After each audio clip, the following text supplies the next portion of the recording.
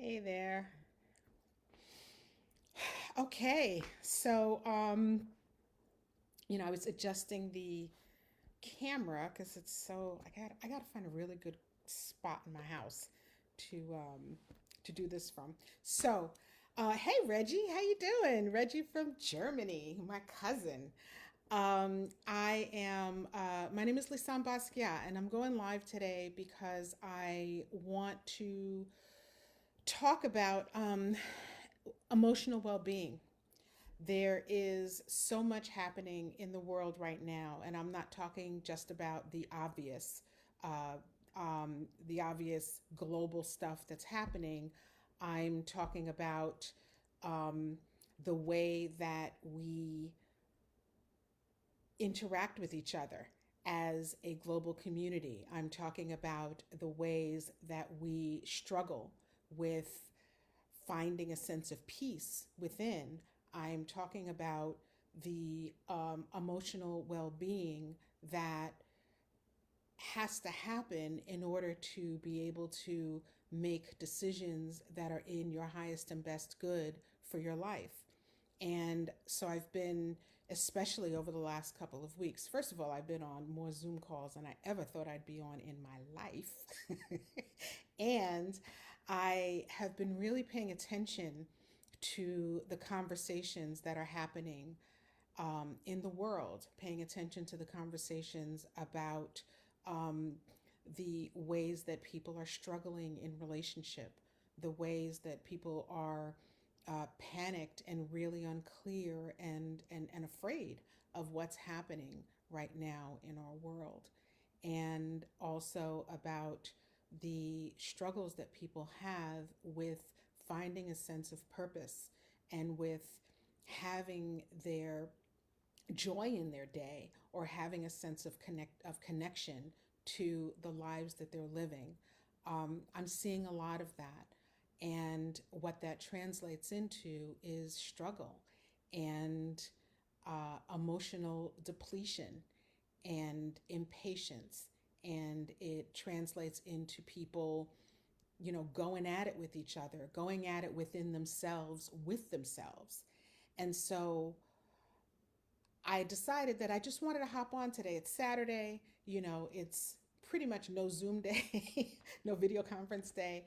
And so I decided that I was going to pop on today to just to talk a little bit about that and to talk about some of the things that I've learned through my own journey that have helped me to go from being a person who is checking off all the boxes and doing all the things with people I love, absolutely.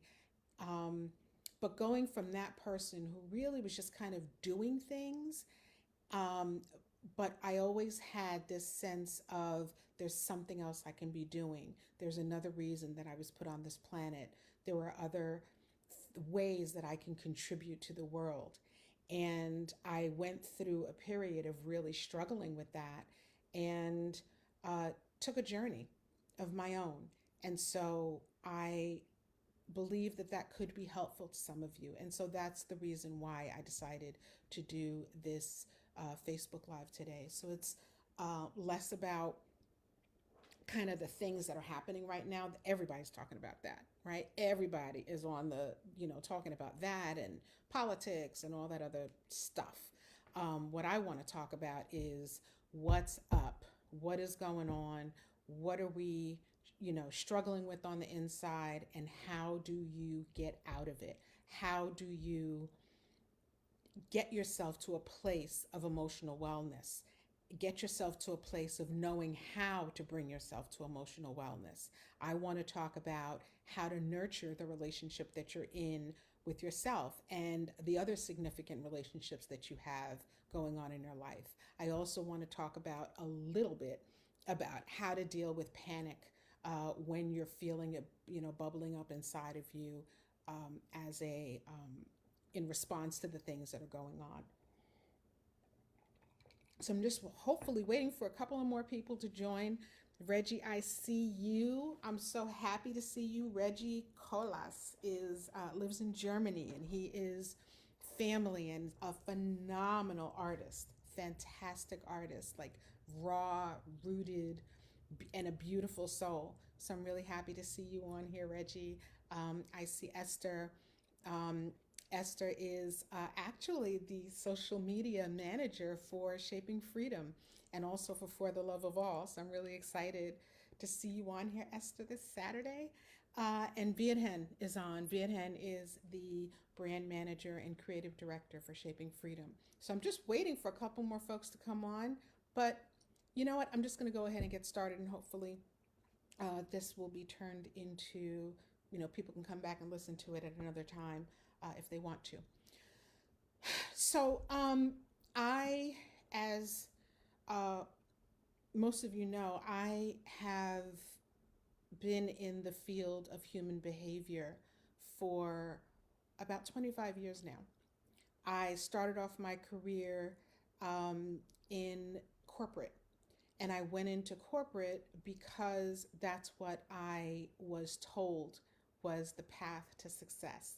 I was told that, I have a Haitian background, and I think I've said this on a podcast or two, but I have a Haitian background, and in my world, the world that I grew up in, the way to success was, you go to school, you get good grades, you go to college, you get a degree, and you put your white collar on, and you get out there and you build a career, and that is the journey. And so I knew at a very young age that that didn't feel right necessarily for me. It didn't necessarily resonate within my soul. And I really wasn't sure about what else to do. So I started on that journey. And I, um, went out. I worked in corporate. I worked in corporate for a long time, for over 20 years actually. And I would do business transformation, which I talk about now. And it sounds like such a long time ago. But that's what I did. So went to college, had children, was married, and right around, and I also became a coach. I got certified as a coach, I don't know, 23 years ago. And I fast forward to uh, right around the, I don't know, 20 years ago maybe. And I was sitting on a bunch of calls. At the time, I was working virtually, and I was sitting on the phone on a conference call, chatting with my friend, chatting with my work colleagues. And I had this moment where I had this nagging feeling within me, and it had been going on for days. There was something that just was not right. And I remember sitting there chatting with a colleague, helping her out with something, actually giving her advice and providing counsel for her about something while I was also on this conference call. And hey there, Sean. I don't have my glasses on. I think it's Sean. How you doing? I'm glad you're here. Um, and so I remember being there. So I'm sitting there, kind of similar to now, right? So it wasn't Zoom, but we were on some kind of WebEx thing. We're all talking, and I'm helping this person with a problem she's having. And I remember having this feeling of, hey, you know, and I remember kind of ignoring it and continuing to do what I was doing. And that was a huge moment in my life, because just as soon as it happened, I stopped and I thought, oh shit, wait a minute. I'm literally helping someone, a friend, right now, multitasking, helping a friend on a conference call. I have the conference call on mute. I'm helping a friend. I'm typing emails. And if a friend were to call me and ask me for help in this moment, I would drop everything and find a way to reach out and help my friend. I would drop everything that was going on. And I had this moment of realization that cut me to my core, because I realized that, oh shit, that's something I would do for someone else, but I did not and was not willing to do it for myself. To myself, I said, "You'll be okay. I'll get back to you later," pretty much. Or, "Quiet down." I don't remember the words that I used, but the thought and the sentiment was, "You're fine. You keep doing the things that you're doing." And that was a complete bright light shone on my life for myself, the life that I was living with myself, and the relationship that I was in with myself. And it it freaked me out. It really did, because I realized that in a lot of ways I was full of shit. I was the shero for everyone that was around me. I was the juggler of things. I was the person at work who, if you needed something done, I was the one who was going to get it done. I was going to make it happen. But when I reached out to call to myself for myself, nothing happening. Um, and that was deep. So that was what really started me. And at the time, I was a coach. It was actually in the early years of me being a coach. And as a coach, I was wanting to fix all the things and wanting to fix all the people and wanting to tell all the people what they should be doing and how they should be doing it. And there was nothing coming back. So it was that moment in my life where where I really took a deep breath and started a path of, who am I? What is really happening here? What's happening within me? And how is what's happening within me translating into the world that I have around me? The relationships that I'm in, my family, the work that I'm doing, the person that I am. So that was really the moment that started that transformation for me. Hey, Ainsley, it's so good to see you here. Ainsley, the founder of The Sweet Spot, and a family member and a phenomenal artist. I actually have his a huge piece of his artwork right here on my wall. I'm not turning this around because the place is a little messy and I don't want to show it, but it's here. Beautiful, beautiful artist. And so I'm really happy to see you here. Rosemary, hi, how are you? Um, so, uh, so that's kind of that was the thing. That was the moment where when I decided that what I was doing was great on paper. I had the house, I had the kids, I had the dog, I had the husband, like all of that, great on paper. And inside was complete conflict. It was all conflict happening on the inside, and that's the truth. Um, so I started this path of taking the coaching training that I had gone through and really just sticking my head into all of the personal growth, all of the human behavior topics that I could get into. And I set myself on a journey of improving my relationship with myself. Or, first of all, at that time, I didn't have that language, but really taking a look at what was going on within and figuring out how to come out on the other side in a way that felt right to me. Um, so that was how things started. And so for me, there were a couple of things. I took some notes. There are a couple of things that I wanted to share. Before I do that, I'm doing well, Rosemary. Thank you very much. Question, since you asked, can you guys put in the comments how you're doing? I didn't even ask you that. Like, how are you all doing on a scale of 1 to 10? Or let's make it a little shorter. On a scale of 1 to 5, where 1 is things suck, I'm just like really emotionally out of it, I'm not feeling great, and 5 is life is wonderful. I know that there are some things happening, but I'm really doing okay. So on a scale of 1 to 5, let me know how you guys are doing. And I apologize for not asking that earlier. Thank you, Rosemary, for for reminding me of that. So while you guys are doing that, I will talk about the couple of things that I learned, and It's a lot to distill into a Facebook Live, but I'm going to just give you kind of the highlights.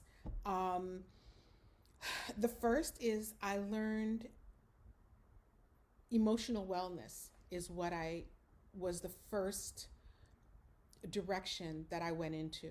And what that looked like was, what was actually happening inside of me. At the time, you know, full disclosure, anger was my home emotion.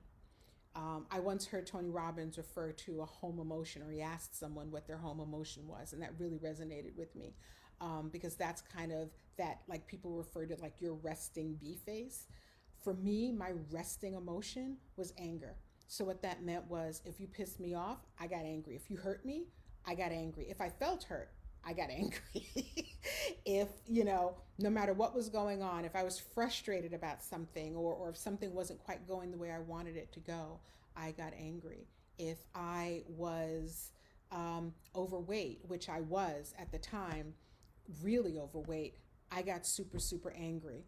I was living in a way that was completely angry with myself. So I went through this cycle of feeling really overweight and uncomfortable in my skin, eating crappy ass food, and then getting pissed off at myself for eating the crappy ass food, and then trying to work out and being pissed off because I wasn't in shape. It was a crazy cycle. I recognized that my home emotion was anger, and I recognized where anger was being used and how anger was happening. Um, Esther for Oh, you're barbecuing at a kiddie pool. Good job. Wow, that's fun. Lance Pettyville, my son, is on this live. I'm excited about that. Big shout out to him because he has been pushing me to just get on live and just do it. This is not the most comfortable place for me. I'm just full disclosure. I am always like, what am I going to do? Just get on here and talk to the screen? But he's been pushing me to do it, and so I really appreciate you for that. Somebody else I just saw. Carmine, I see that you're on here. It's really, really good to see you also. Um, so, one thing was, getting back to the story, the way that I got to thinking about emotional wellness was, first of all, to really unpack what was happening in my emotional life. What were the emotions that were coming up for me? What were the triggers for the emotions that were coming up for me? And what were alternatives to that? And I started to really understand that. And part of the way to do that is to really, and I know this is going to sound like, you know, the thing that people say, and sometimes the simplest thing is the thing that's really going to work, and that is settling myself down. I learned how to settle myself down.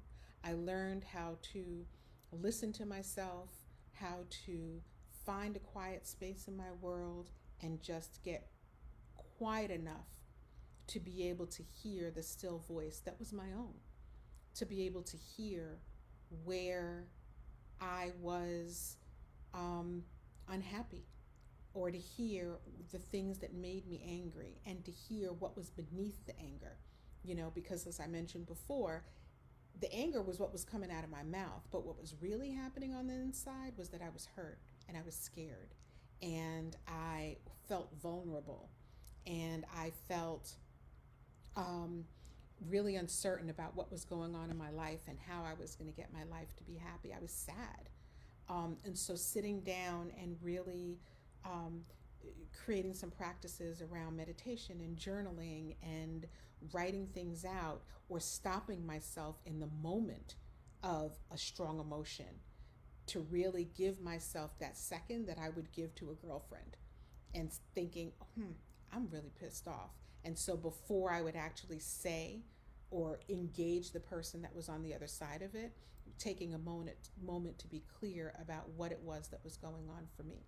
So the ways that I got to emotional wellness: quieting down and chilling out, paying attention to what was going on around me, really observing what was happening, really observing the triggers that were happening, and not just the triggers of what another person was doing, because those are easy, right? It's really easy to say, I'm pissed off because she did this, or she made me curse her out, or he made me not get the job, do the thing, start the business, live the life I want to live. That is really, really easy. Because of this person, I'm feeling this way. And that's the justification for whatever behavior I engage in. That's so easy. And so many of us do it. And I'm not going to say that I never, ever, ever do it, because there are times where I'm like, you piss me off.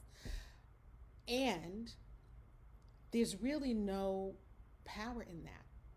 There's no power in that at all. And what that does is that creates a life for yourself and a life experience where you are at the mercy of whatever is happening outside of you. And you can't there you it's really difficult, if not impossible, for you to truly live the life that you want to live when you're putting that much power and control into other people's hands for the quality of your life experience. So I learned that I really needed to become 100%, 100% responsible, 100% accountable for my life and for the quality of my life.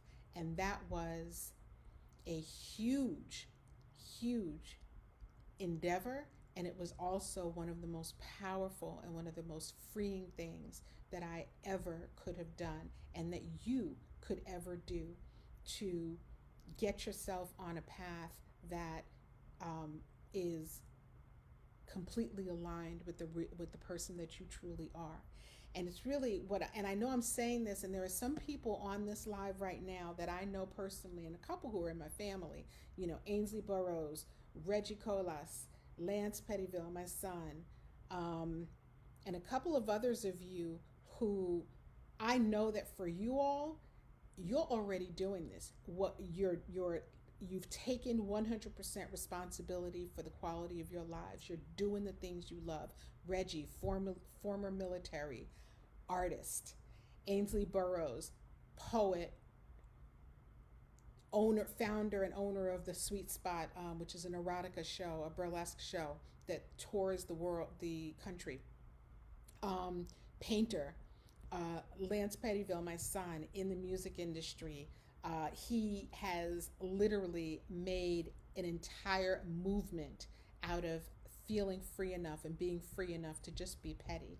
He also reviews music online, and it's possible, and it's a really happy way to be living. I don't know what else to say about it. It's like the happiest way to live.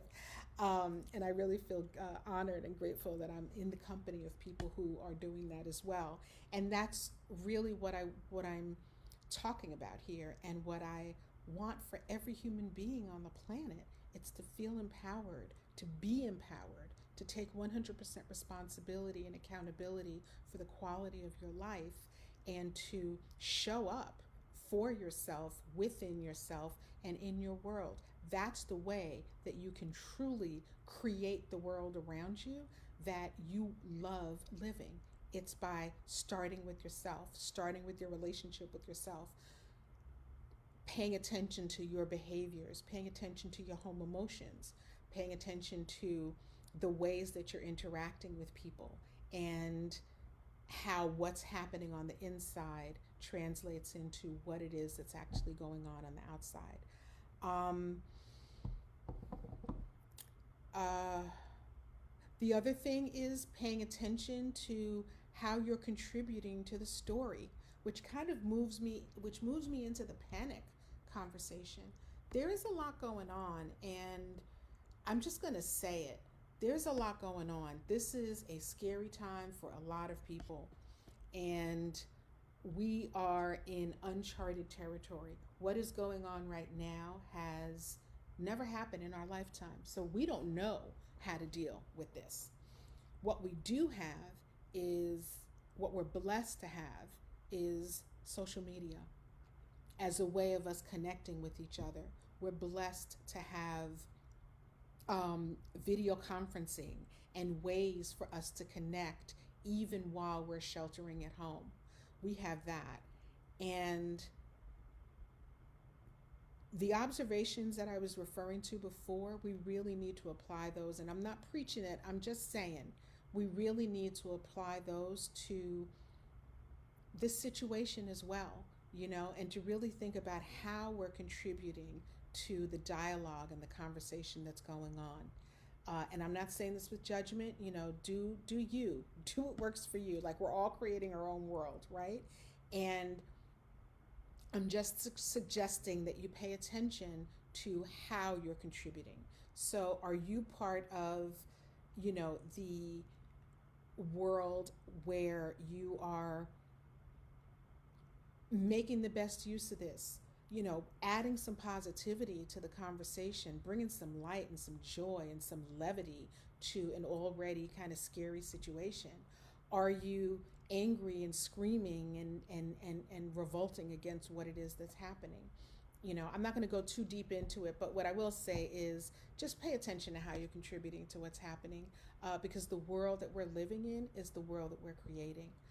Um, yeah, so, a couple of quick things I just wanted to say, really quickly. I just released a podcast episode this week, and it was with Aaron Stark. Aaron Stark is the a gentleman who did a TED talk about a really horrific act that he stopped himself, or decided not to commit because someone was kind and loving to him during a time that he was in a really dark, desperate, anxious, and depressed state. Excuse me. And he did a TED talk on this, and I ran into him at a filming or at a screening of a film that he was featured in, or that his story was featured in.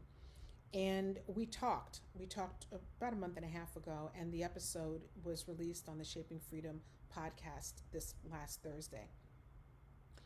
This conversation that I thought was going to be just about this situation, and really his message that we're not alone, his message that we pay attention to the people who are around us, that we practice compassion and empathy for people, and that we really own our own stuff so that we can be of better service to other people. That was the story that I thought we were going to be talking about. And what we wound up talking about was that and so much more. We talked about family dynamics and how behaviors get handed down from one generation to the next. Behaviors, beliefs, thought patterns, both the great ones and the ones that are not so good. We talked about what to do and how to bring yourself up out of despair. And we talked about kindness and what that looks like, and how to speak your truth to people when they've done things that weren't in their best interest. And so it was a phenomenal episode. I love all my episodes, and I say this after every single one, but I got to tell you, this one, especially given what is happening right now in our world, was so timely and so relevant. So I encourage you that if you haven't already, to please download the episode. It's the Shaping Freedom with Lisane Basquiat episode. All right. So is there anything? Thank you for sharing. Thank you for sharing, Lance. I appreciate it. Lance is sharing to other groups. I really, really appreciate that. Reggie, Ainsley, I don't know who's still on here, Esther, Viethan, Sandy Fernandez, I'm so happy you joined. I hope all's well there. Sandy has a company that she produces a line of clothing for people who are into spiritual healing. Sandy, actually, maybe if you don't mind, just popping the name of your company in the comments, that would be great, so that we can let people know about it. Yeah, so Thank you all for staying on. I really just wanted to share with you, a couple of things that I've done, or a couple of ways that I know of to help with emotional wellness. Emotional wellness is so important, and it drives everything that we do in our lives. It drives every decision that we make, every word that we speak, everything that we accomplish and not accomplish. Um, and so, your emotional wellness is really, really important to me. And I am wishing you all a really, really great end to this week. Um, I know this for me, this week was a really long one. I was like on Zoom calls all week, which I loved. And it's also a different kind of mental energy. Um, so I'm really happy that it's Saturday and that I have a chance to chill out a bit. I hope you're all doing okay. I love you. And I will let's contribute. Let's contribute in a way that helps to elevate things in this world. I'll leave us with that. Let's please contribute in a way that helps things to levitate.